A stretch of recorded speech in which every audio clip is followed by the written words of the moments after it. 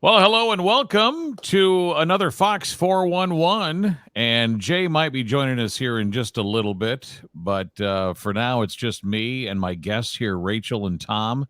They're part of the Walk for Water, which is happening August 13th, just around the corner.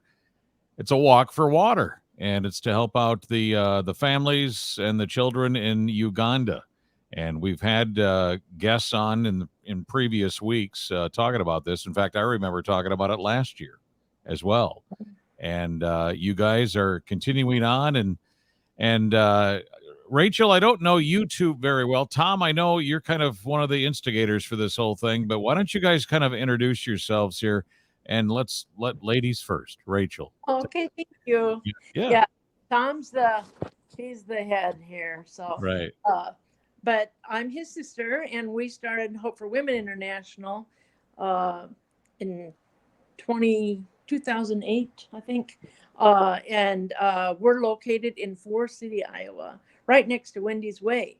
So you can come and visit us there.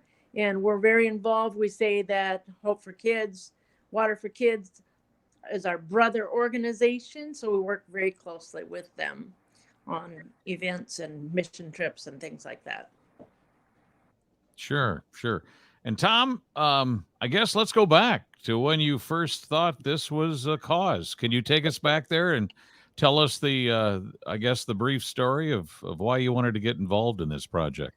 Well, I'm actually celebrating my 50th year of Hope for Kids International. So it's been Wow. a great year to revisit people and thank them for supporting us along the way. About 9 years ago, I built a hospital in Uganda, and the Minister of Health was our guest of honor. And as I toured him around our projects, he noticed we had started drilling some wells, and he said something that really impacted me. He said, if you'd focus more on drilling wells, your hospitals would not be so full. Uh-huh. And so we made a new commitment to, we call it the triage. Kids are suffering. About 52% of the kids in that area of East Uganda die before their fifth birthday. 85% of the reason is waterborne diseases. And we realized that if we could drill a safe water well for them, it would immediately, typhoid and cholera and all of those killers would disappear. And so I just got a note this morning from our director who oversees all of this. And she said we've now drilled 1,023 deep water wells to date. So that's phenomenal. That's several million people have received safe water. So we're really excited about this. I think it's one of our best programs. Mhm. We have a big team on the ground in Uganda that oversee all of this. It's a country of great corruption, so we have to watch everything as it's done. And we have people camping out right where the drillers are. And we drill 150 to 300 feet deep and bring safe water to villages, one day at a time, and it's Wow. absolutely been amazing. And how deep was it before? Oh, I there mean, was no water well. What it was they are going to another source. A lot of times oh, it's I a see. spring, but the cattle are there too, so they pick up a lot of diseases. They Oh, might be going to, it might be seasonal. They could walk several miles for water. So that's why we do these walk for waters and do a 2 mile walk. That symbolizes the average distance that usually in their culture, it's young girls or women that do that labor of going for the water. And mhm. a lot of times they're bringing back poisoned water. So we call it safe water.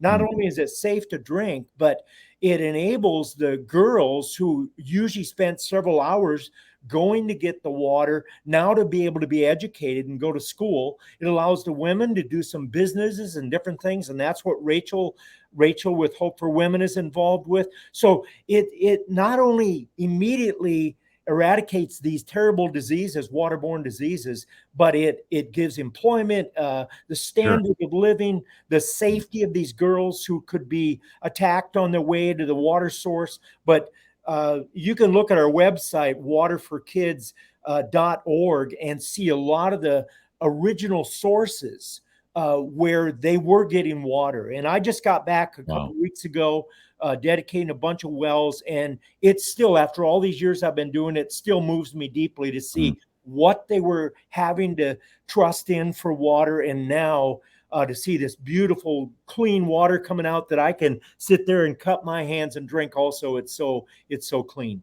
You could probably, you probably have many places where you want to drill, but obviously, it takes money to be able Yeah, to do all this, and because obviously, why stop, right? It's right. just to keep going. And I don't know, how many do you dig for every year?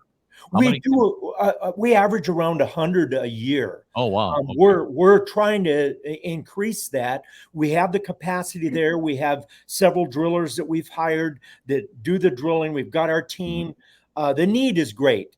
I'll say it's a drop in the bucket. I mean, I know that's a little, Yeah. about water, but it truly is. We have an enormous Well, task ahead of us. you mentioned it here a little earlier too. I mean, the livestock. I mean, it's Yeah, got to, the animals. I mean yeah, I mean, we thrive on meat here, yeah, and imagine if we couldn't eat, disease free, livestock and stuff like that. So Oh, it has a wow. lot of impact. Yeah. Do they raise then their own animals besides the water? I mean, they give them their animals water as Oh, well, sure. And and they what I've farming and all that seen stuff. is a lot of the, I mean, like I said, the impact, they began to thrive. They can raise more animals now. They can plant their seeds. Sure. I had one gentleman say to me, I was walking from the source up to the new well we were dedicating it. And it'd been about a year since it was functioning. And he said, the year before, I spent all of my money on medications for my children and Mm, hospital. mm. This year, they've not been sick at all. I took that money, I planted seed, and now he has, an income that's much greater than the year before because he's been able to put that money into seed Sure. and raise crops and animals and different things like that. Rachel, have you been to Uganda? I've been there many times and visited the source of the water. I mean, sometimes you just burst into tears when Yeah. you see what the people are drinking out of. You can smell it's so putrid, and Mm, washing their clothes, they're washing their bikes, they're yeah.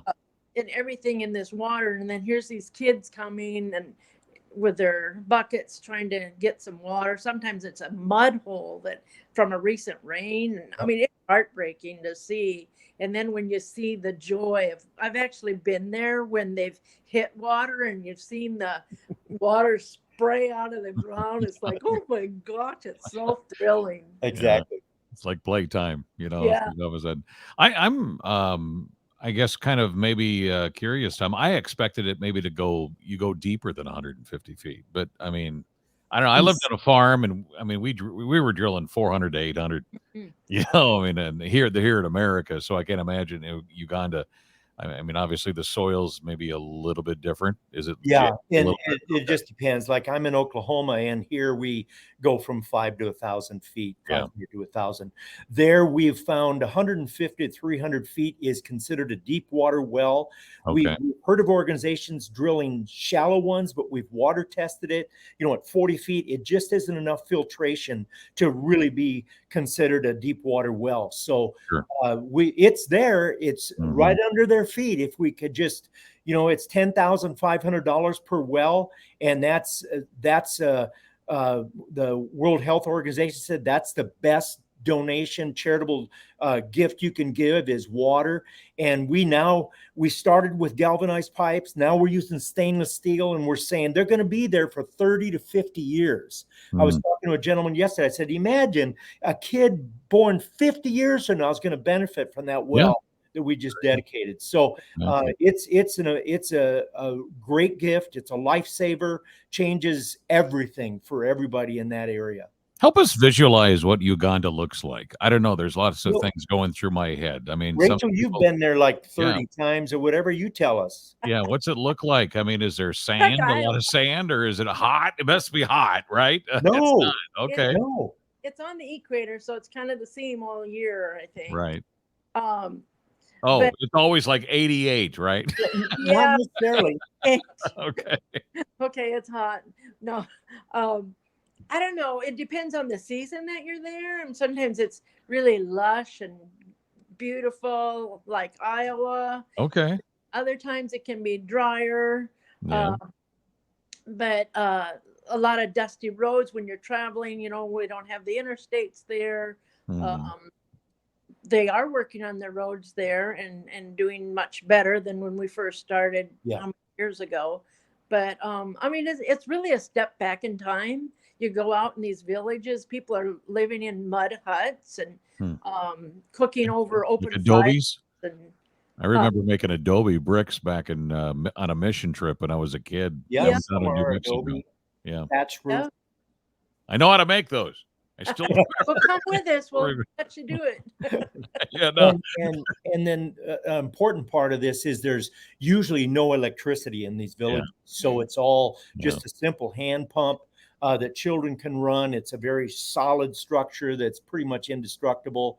Mm. And we've thought about other ways using solar, using I don't know if you've ever seen the merry-go-round thing, but Yeah. anything that can be stolen or broken, we just stay away from. We've been doing this all these years just with the simple hand pump, and we found it to be very effective.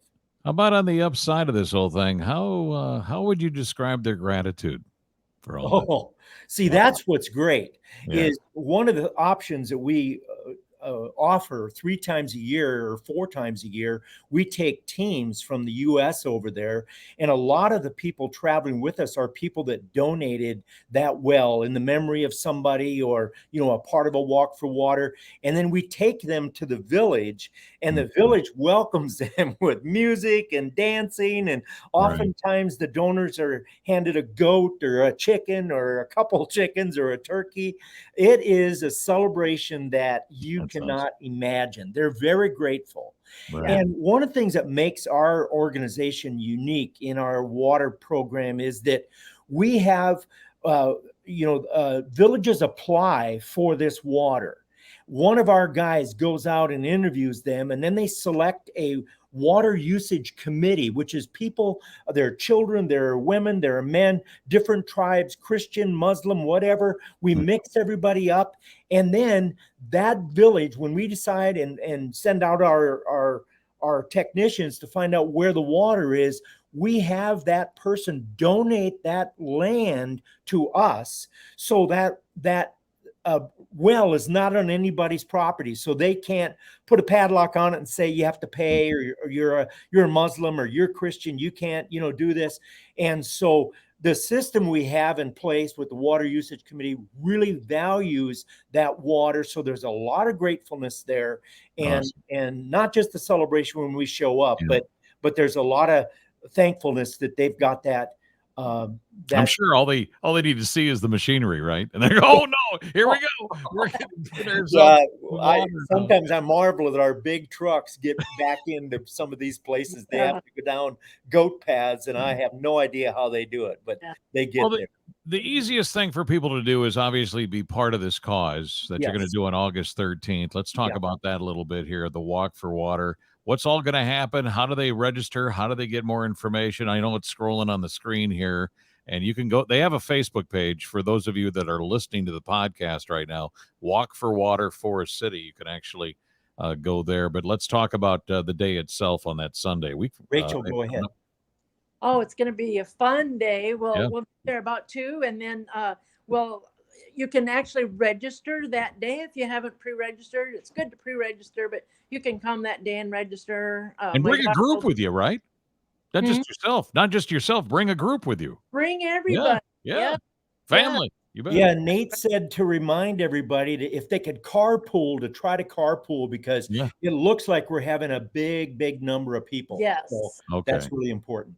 that Climb is. everybody in the bus. Yep, Yeah. and we're going to have yard games. People can play games. Okay. Not everybody is able to walk, and that's okay. We just encourage you to come, donate, get a T-shirt if there's any left, and just enjoy the atmosphere. Yeah, it's pretty cool. Yeah. Yeah, I know that you're probably what's that?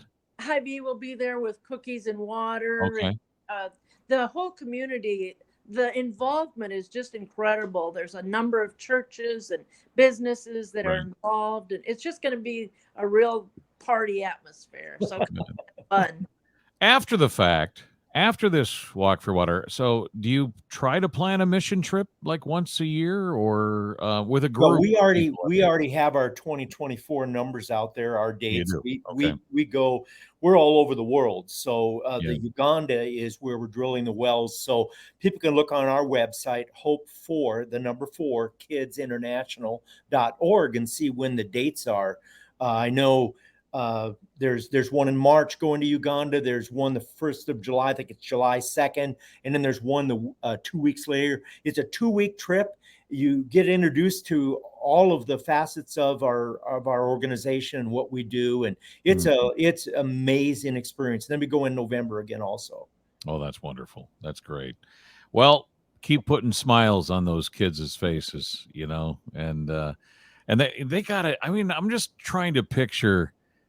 I remember one time on the farm, we had a nitrate issue or whatever, with the well that we had, and we had to dig a deeper one, and that's just here. I mean, I was a kid. I was a kid then, and I remember how the difference in taste. And I mean, these kids, well, even the adults. I mean, for them to taste what clean water tastes like compared to what they were drinking before, it's got to be the difference between night and day. It really has to be. Absolutely. Yeah. No, Yeah. it's amazing. That's great. Well, thank you guys so much. Thank you for what you're doing. God bless you, and we hope that you guys have a great turnout. I'm sure you will. Sounds like it's already kind of a buzz anyway, already going on. So, and good for you. I don't know, Tom, how old you are, but you look very youthful, and for you I'm to be around doing 72 this, I'm 72 this month. so I was going to suggest, were you like a teenager when you started this? I was 21. I was 21. Wow, that's crazy. He's my much older brother. I'm older. Yes, I am. By Well, 2 years, right? thank God for you that you noticed this problem, Mhm. from very on. And I don't know if were you with somebody or did you just decide? I mean, how do you decide to go to Uganda and see what this situation is? Yeah, I was invited to speak at a conference over there, and when I saw the conditions of the kids, I was just broken up. And I've been Wow. all over the world in over 100 countries, and I'd seen extreme poverty from Cambodian refugee camps to all over the world, and this really got to me. It became very Mm. personal, and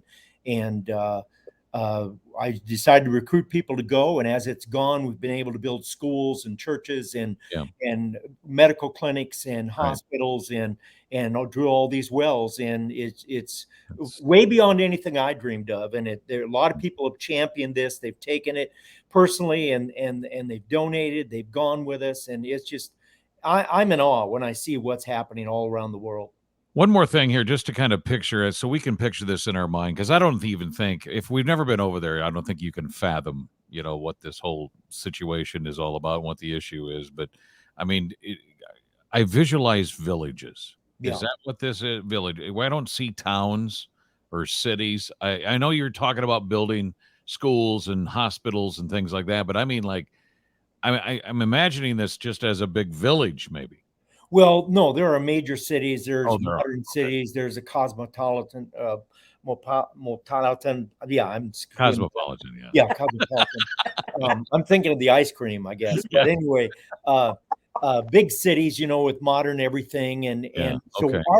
our focus is, and I think it's part of it. We were born in Forest City. We grew up in Thompson, Yeah. and we're village people, and so I've always wanted to. I skip the cities and I work in the villages, and Mhm. that's I always say I'm a village boy. Yeah. That's where we feel at home, and that's where the greatest need is. Yeah. So our focus is, yes, rural Africa. That's Yeah. awesome. All right. Wonderful stuff. Thank you so much. And we'll probably be talking to you again next year. And I hope so. God, I God hope so. willing, and we're because this is obviously an ongoing thing. Yeah, It's yeah. an ongoing thing, an ongoing issue. yeah. And I don't know. Do you ever go back to some of the old wells that you dug and have to go deeper?